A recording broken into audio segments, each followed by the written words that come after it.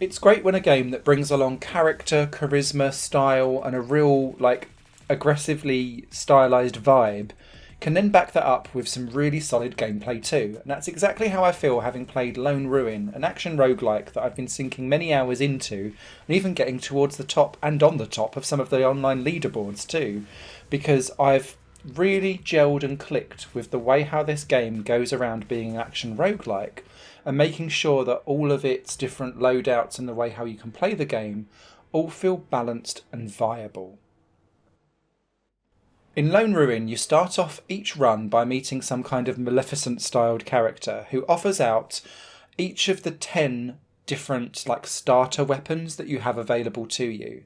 Some are short range, some are long range, some are more blast radius but therefore a little bit more weaker. Some are more targeted where you might need to aim a bit more, or it might explode and catch fire for things. You get to choose what weapon it is that you want to start with.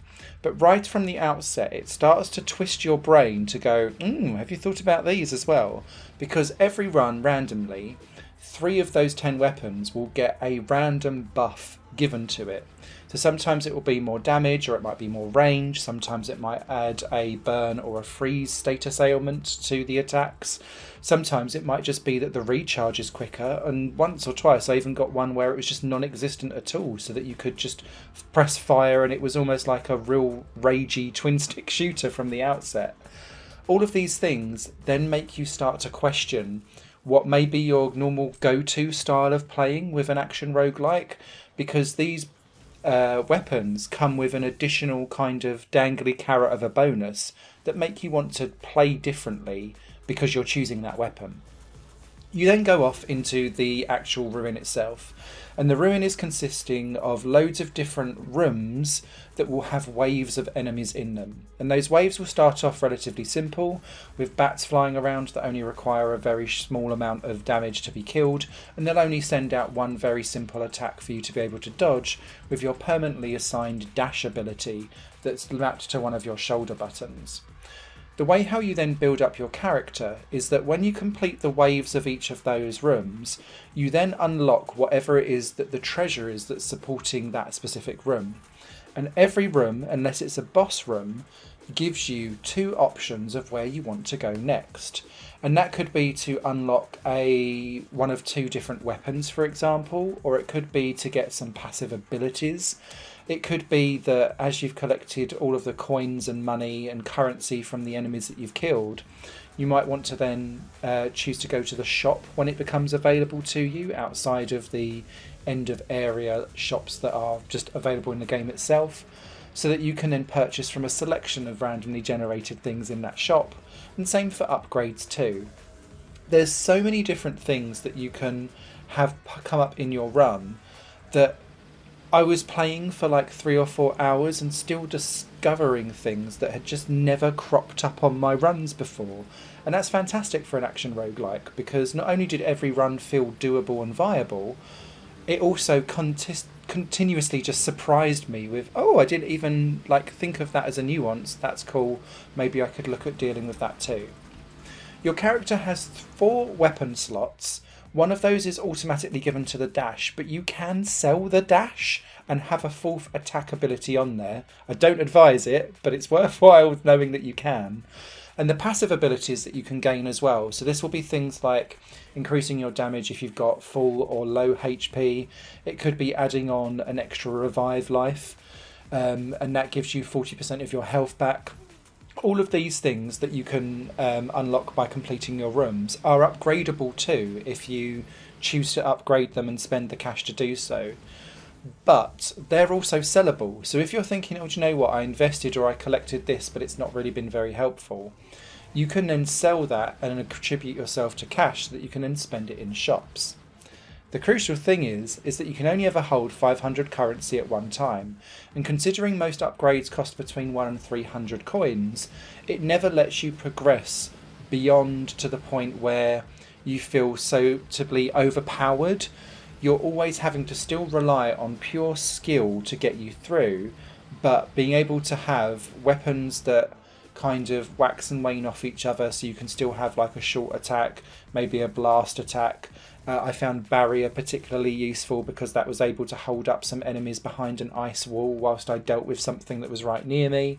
The grenade I found really useful, but it also kept on hurting me because that gives you friendly fire damage if you're in its blast radius. There's so many different things to think of, and again, I just come back to the fact that they all felt viable and easy to pick up and understand and play, and you're just using all of the shoulder buttons on your controller to trigger all of these off as you move around the screen. From a movement point and like the fluidity of the movement around the areas, I found it really easy to understand, pick up and play, and just natural, and everything was as expected. What I also found with the dash ability is that because all of the different rooms have different layouts and they have like higher platforms and lower platforms, the dash ability kind of acts like a jump. So you're able to dash from low to high and high to low rather than just like run around and take the stairs, basically.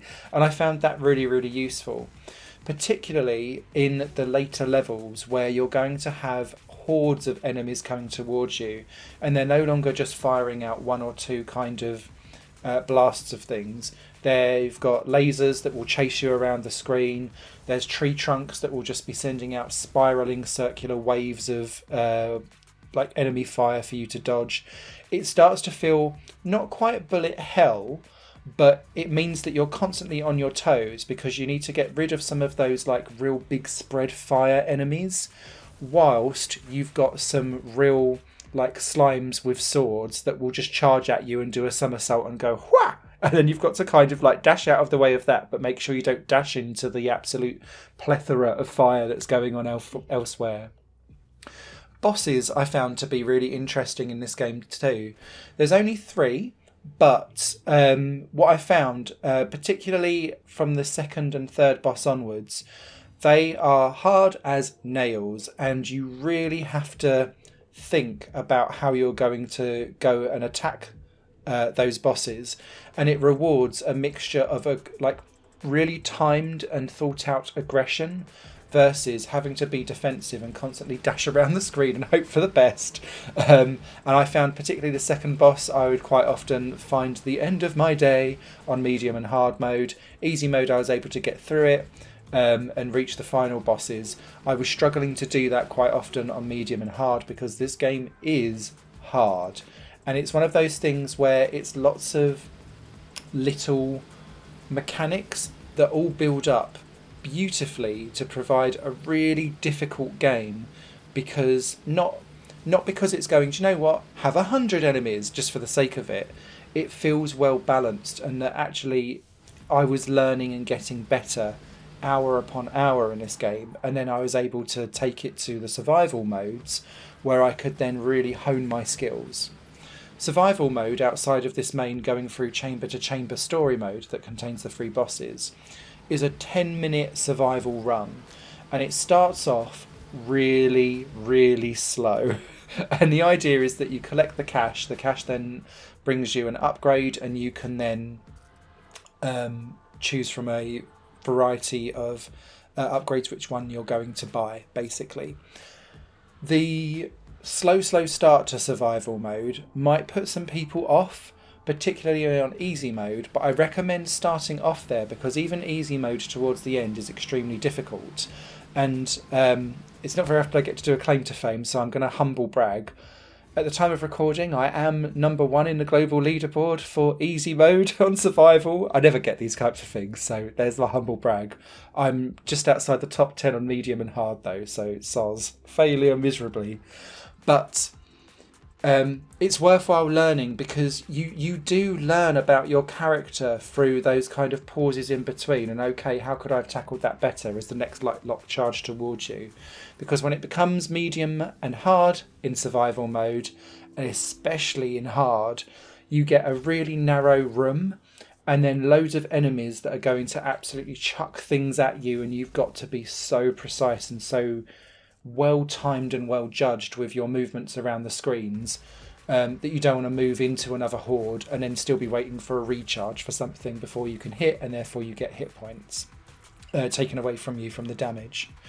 Outside of that kind of type of enemy spawning much earlier and in bigger numbers between easy, normal and hard, you also have less hit points in hard, much more in easy, and you can get some of the passive upgrades of things like getting more health replen drops quicker and easier. I seem to find that they spawned more in the easy mode for me to choose from in the shops rather than it being in the medium and the hard ones, so I found that quite interesting too.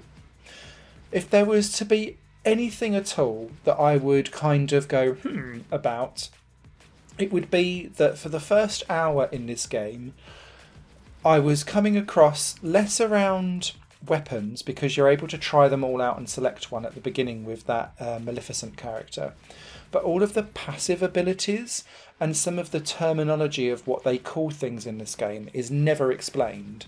And so sometimes I was having to make my choices early on in my gaming experience just based on that sounds cool and trying to guess a pixelated icon, of which I got very many of them wrong. So I feel like there needs to be some kind of glossary of terms or a very short tutorial added into this game to just explain like what is the totality of all of these passive abilities and what do they do, because sometimes it's not until you win them that you then see what they actually do and then whether they're actually useful to your current loadout or not. If you don't mind a little bit of early guesswork though, everything else in Lone Ruin is absolute chef's kiss gorgeous. I adore the art style. The soundtrack is absolutely superb and it's really like heart pulsing. It's a grungy, grimy, not quite drum and bass, but like a real heavy IDM as I would call it. So it's like intelligent dance music. But it's just got that kind of gritty, grungy, dirty, back alley vibe to it that I really personally love in a synthwavey, electronica way. So with that pulsating and pumping in the background on high volume, me flying around the screen like an absolute banshee trying to avoid all of the fire whilst lobbing grenades, huge fire bombs, ice barriers, shards flying everywhere. It is just a really cool, visceral experience. And it's the gaming equivalent in difficulty curve of a toad sitting in a boiling pan, not realising that the water's getting hot. And I love that because it is based on skill. And then all of a sudden you go from this felt manageable to, oh my God. And that was my constant experience with this game. So yeah, colour me hyped. Adore this game to bits. Thoroughly 2 thumbs up recommended. And yeah, what a great start to 2023. This is about the third game this year that I've just gone, this is an instant buy, go grab it. And that's my recommendation. Take care, written review over on higherplayinggames.com. Any comments and questions, leave them down below, and hopefully see you smashing me off the top of the leaderboards. Bye-bye. Higher Plane Games is part of the Higher Plane Network, a completely independent media outlet supported by people like you. The goal is to create the best possible content that cultivates a richer indie scene for games as well as music and entertainment. To find out more and to get involved, visit patreon.com/higherplane network. Your support makes all the difference, and in return you'll gain access to bonus content and downloads. Thank you for watching.